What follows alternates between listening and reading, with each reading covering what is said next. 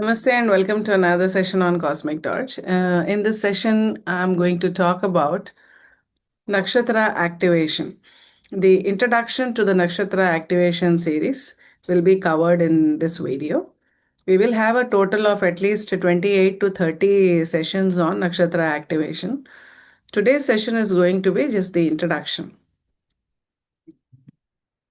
As I mentioned in my previous videos, uh, where I dealt with the Vishnu Sahasranama shlokas for people born in various nakshatras. There is a method by which you can contribute to the events in your life. If you're expecting a call from someone, you want to speed that up, you want to make yourself eligible to receive that call sooner. Or if you're applying for some job, there is an interview that you want to face, you have to face. What is the correct time when you must apply for that interview? And after applying, how can you activate certain nakshatras so that the result can be in your favor? You perform the interview well and you get selected. To some extent, I don't say this is the only method by which you can do, and I don't say this will go against what is promised in your horoscope. It will not do that. The promise should be there in the horoscope. If it is marriage, let us say we're talking of marriage, you want to speed that up. First of all, the promise of marriage should be there in the horoscope. Then you should also run the dashas of the significant planets to speed up the event, for the event to occur faster, to manifest it.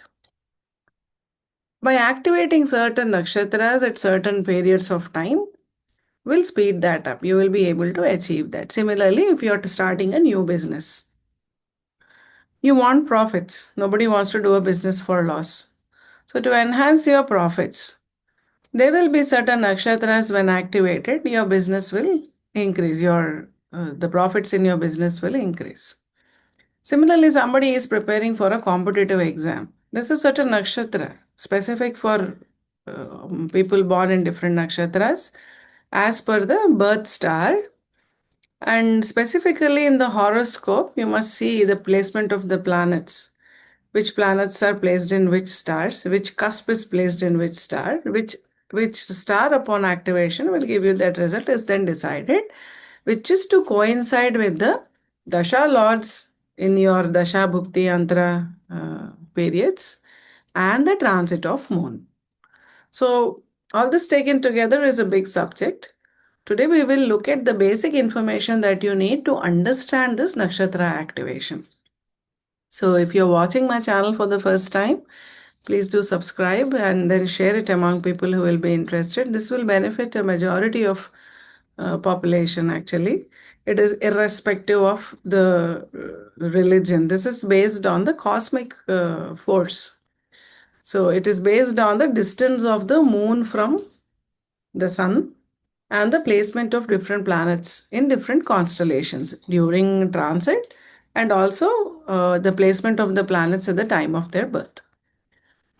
So first of all, the piece of information that you should be having to follow this or understand this is the Tara Balam. This Tara Balam is a calculation usually implemented for determining the muhurtas for any event. You check the star in which or the constellation in which moon is transiting,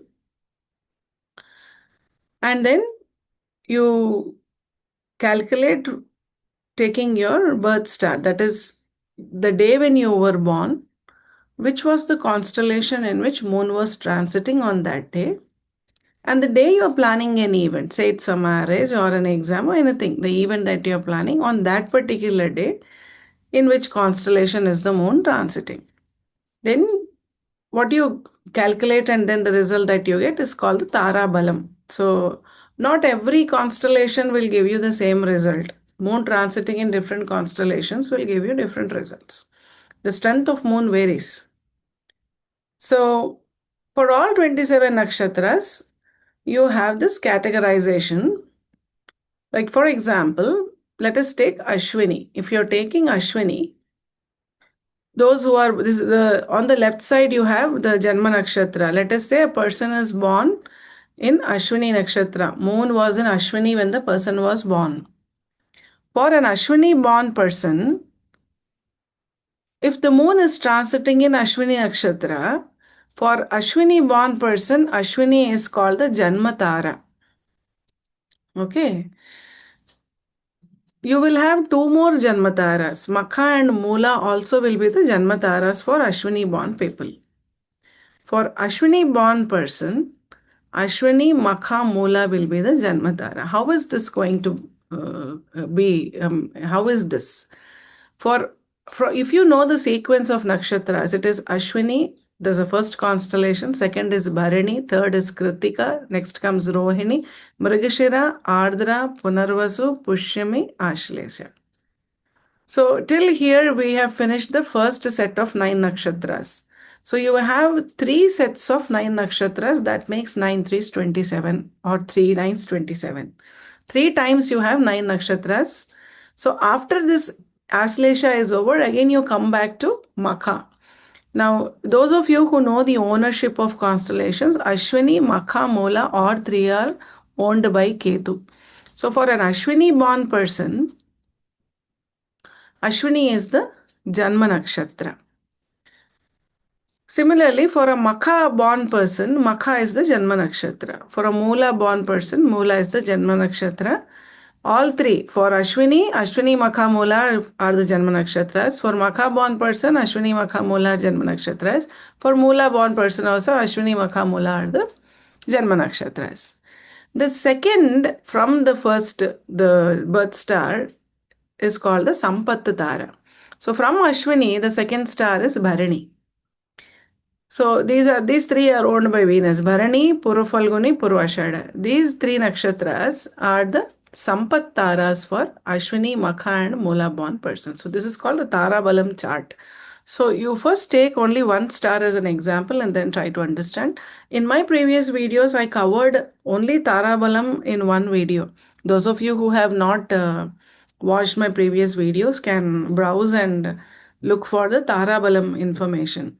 Now for avoiding confusion, we will take only Ashwini and see for Ashwini born person, Ashwini is the Janmatara, Bharani is the Sampattara, Kritika is Vipattara, Rohini is Kshematara, Mrigashira is Pratyaktara, Ardra is Sadhanatara, Punarvasu is Naidanatara, Pushyami is Mitratara, Ashlesha is Atimitratara.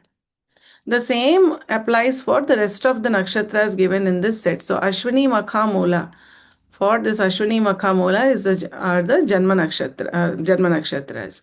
Bharani Purva Falguni Purvashada for Ashwini Makha Mula. These three are Sampattaras. These three are the Vipattaras. These three are Kshemataras. These three are Pratyaktaras. These three are Sadhantaras. These three are Naidanataras. These three Mitra and these three Paramamitra. Now you take Bharani. For Bharani born people, what does this 9 indicate? For Bharani born people, Ashwini Makha Mula will be the Paramamitra Tara. For Bharani born people, Bharani obviously will be the Janma Nakshatra. So this Tara Balam chart is given for every constellation. So you can check, for example, let us say someone is born in Hasta Nakshatra. For Hasta Nakshatra, what do these numbers indicate? These I have already told you. 1 is Janma Nakshatra, 2 is Sampattara, 3 is Vipattara, 4 is Kshema, 5 is Pratyak, 6 is Sadhana, 7 is Naidana, 8 is Mitra, 9 is Paramamitra. So accordingly, what will be the Janma Nakshatra for Hasta? Obviously, Hasta is the Janma Nakshatra. Look for Hasta here. Where is Hasta? So you see Hasta and Hasta here. That is 1. That means for Hasta born person, Rohini, Hasta, Shravana, all three are owned by Moon. Or Moon Nakshatras are the Janma Nakshatras, Janmatara. What is the Sampattara for Hasta born people? Mrigashira, Chitra and Dhanishta. If you see in the order, after Hasta comes Chitra, after Rohini comes Mrigashira, after Shravana comes Dhanishta. The second star from Hasta, a second star from any of the moon nakshatras will be the Sampattara. Okay, now let us take another example. Let us take Ardra born people, someone who is born in Ardra nakshatra. What is the Sampattara for Ardra born people? Just look for 2 in this table. Where is 2? 2 is here. What are those? Punarvasu, Vishakha, Purvabhadra. These 3 are Jupiter's nakshatras. Okay. So if you want to activate Sampattara, why should we activate Sampattara? We'll come to that a little later. Now you just understand how to read this chart. Let us take another example. Someone who is born in Kritika Nakshatra. For Kritika born people, what is the sadhana tara? Sixth one is the sadhana tara. So look for number 6 in this chart. This is Kritika. Jarma nakshatras are shown here. Kritika. Where is number 6 here? 6 is this. What are those? Pushyami, Anuradha, Uttarabhadra. These 3 nakshatras are the sadhana taras for Kritika born people. What is the Sampat Tara for Kritika born people? Sampat Tara is the second one. So look for number 2. Where is number 2? It is here. What are those? Rohini, Hasta, Shravana. So in the calendar, whenever you see Rohini, whenever you see Hasta, whenever you see Shravana, Kritika born people, that day, the Tara Balam, what you have is, it is Sampat Tara. The Tara is Sampat Tara. So what? What is the meaning of the Sampat Tara or Sadhan Tara or Mitra Tara? How does it matter what Tara it is? That we will see in the next slide. So 1 is Janmatara, 2 is Sampattara. I said Janmatara, all those that I have shown in the red color are not good. If you want to do anything auspicious, then you should avoid Janmatara, you should avoid Vipattara, you should avoid Pratyaktara, you should avoid Naidantara. All these will create obstacles, all these will create problems, these will not let you do the work properly, and they will not keep you safe also. There will be problems that you will encounter. So you should, if you can, then you should avoid Janmatara, Vipattara, Pratyaktara, Naidantara. Okay. Now the ones that I've highlighted in green color, these are good. Sampattara is the one that will give you Sampada. It will give you wealth. Okay. Whatever is Sampada according to you. For some people, love can be Sampada. For some people, money can be Sampada. For some people, recognition can be Sampada. Whatever it is. Sampattara, basically, Sampattara is supposed to attract wealth. So if you are doing any financial transaction on that day, Sampattara, the day that the Tara Balam is Sampattara, that is good for a financial transaction. That will fetch you. If you're starting a new business, Sampattara is very good. Don't do it on the day when the Tara Balam is showing Vipattara. Okay, so next good auspicious Tara is Kshema Tara. Kshema Tara is Kshemam, it will keep you safe. It is auspicious. You can do things on Kshema Tara. If you're traveling, you can travel on the Kshema Tara day. Don't travel on Vipattara. There may be so many problems. Similarly, Sadhana Tara. This is for academic purpose. If you're preparing for an exam and you want to start your preparation on an auspicious day, start it on the day when there is Sadhana Tara. Then Mitra Tara. Friendly. It is good. It is auspicious. It will give you all benefits. The best is Paramamitra Tara or Ati Mitra Tara. So Sampattara, Kshematara, Sadhantara, Mitratara, Paramamittratara. These you can activate. But activating all 5 of them, will all 5 of them get activated? They will not get activated like that. You should have the cooperation of the Dasha Bhukti Antara lords also. And the promise should be there in the horoscope. Okay. If the promise of an event is there in the horoscope, then you can activate the nakshatras. So this is with reference to the Janma, Sampath, Vipatta, Kshema and all these. This is basically the Tara Balam. Now, the same thing is shown here for clarity. For Ashwini Makhamola is Janma Nakshatra. In the previous chart, I have shown only 1, 2, 3, 4, 5, 6, 7, 8, 9. Since you don't know what is 9, what is 7, what is 3, what is 4, this chart will help you. Which is the Janma Nakshatra, which are the Sampattaras, which are the Vipattaras, which are the Kshemataras for the respective Janma Nakshatras. That which you are seeing on the left are the Janma Nakshatras. That which you are seeing here, the on top, these are the Nakshatras on the day. In the calendar that you are seeing, the daily nakshatra, moon is transiting on in these nakshatras. How do you know? You can see the calendar. If you see the calendar, it will be shown moon is transiting in which nakshatra. Some at some places you will see Vada. Naidantara is also called Vada Tara, Pratyak Tara, Pratyari. These are just small variations in the way people pronounce and talk in different regions. So this chart will help you. You can take a photograph of this and you can save it. I have given the reference of these two images also at the end. So now, what all the nakshatras can you activate? Now, in general, you can activate, everybody can activate their Atimitra Tara. That I will anyway cover in the forthcoming sessions for those of you who only know your birth star and you don't know the other planet placements. Activating the Atimitra Tara will be very good for you. So, how can you do that? That you will see. Now, in addition to activating the Paramamitra Tara or Atimitra Tara or Mitra Tara or Sadhan Tara or Sampat Tara, specifically, according to your horoscope, there will be some stars which will have a lot of power because the power is more of the constellations rather than the planets. The planets will give the effects based on the constellations in which they are transiting. So, what all stars should you consider? You should consider the Lagna star. In which star is the Lagna placed? In which star is the Lagna Lord placed? Not only the Lagna star, the star in which the Lagna Lord is placed. Similarly, Moon star Lord, Moon star. Moon, where is the moon placed? In which star it is placed? That particular star you should activate. Atimitra Tara anyway is common for everybody. Anybody can happily activate Atimitra Tara. Then star in which most planets are placed. For example, in my horoscope, for almost three planets are almost placed in the same nakshatra. Two or three planets. They are placed in the same nakshatra. And for some people, you will have four planets. Almost four planets sitting in the same nakshatra. So the star in which maximum planets are placed, those stars will become important. Those need to be activated, provided they are going to confer good results. Then specific star for specific purpose at the right time.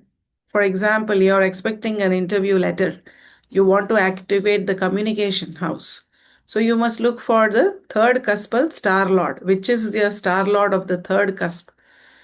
In which star is the third cusp's lord sitting, the planet of the third house, owner of the third house. In which star is it sitting? Activate that. And where is your 11th lord sitting? 11th cusp or 11th house lord. In which star is it placed? In 11th house, which planet is sitting? That is placed in which star?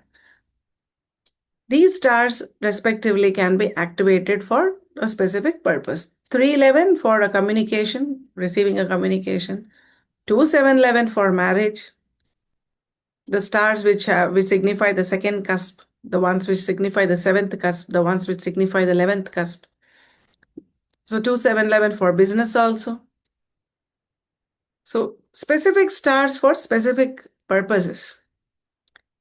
Someone who is planning children, they have to activate 5th and 11th house. 511 have to be activated. So looking at your horoscope, you can read or you can consult an astrologer and find out which star needs to be activated. Only the house activation won't be enough. The star needs to be activated. On which day must you activate it? You should see when the moon is transiting that particular nakshatra. Supposing you're looking for a job, the 10th house lord must be activated. 10th house constellation must be activated. 10th lord, in which star it is sitting. 10th cuspal star, what is that star? That must be activated on the day when moon is transiting that particular nakshatra. And you should also look at your Mahadasha, Antardasha, Pratyantardasha, Sukshma Dasha, Pranadasha lords. and then activate at that time when the respective planets are there in the dasha sequence. Because unless you have the lords in the dasha running, they cannot give you the result. It is just like a person sitting in the, say, chief minister's post. He is powerful only when he is sitting in that seat. You have, after the elections, you have another minister occupying that seat. The previous minister doesn't have so much power. He will not be able to execute. So look what planets are in the dashas. Mahadasha, Antardasha. Mahadasha is for a very long time. So for events which are to occur in a very short period of time, you must look at the Sukshma Prana Dashas. For months period, Antardasha, Pratyantardasha, like that you will have to plan. And then for some days you will have to chant a particular mantra, activate a particular use a particular picture as your screensaver, or paste that picture in a particular direction. There are all these things that can be done along with reciting certain mantras and stotras. So that is what you can do with a personalized horoscope. The images that I have taken are from these sites. So in order to avoid any plagiarism, I have cited the references here. Now, what we will do in the forthcoming sessions is, the next session we will take up Ashwini Nakshatra. People born in Ashwini Nakshatra, which nakshatra should be activated, how can it be activated. If anyone has a personal query, like for their horoscope, they want to activate nakshatras that will give them wealth, or that will make them get rid of the debts that they have taken or loans that they have taken, or somebody wants to get married, or somebody wants to prevent their divorce. If somebody is going through a divorce and they want to prevent that, um, any problem that you're facing and you want to somehow apply this nakshatra activation technique and make your life better, you can contact me.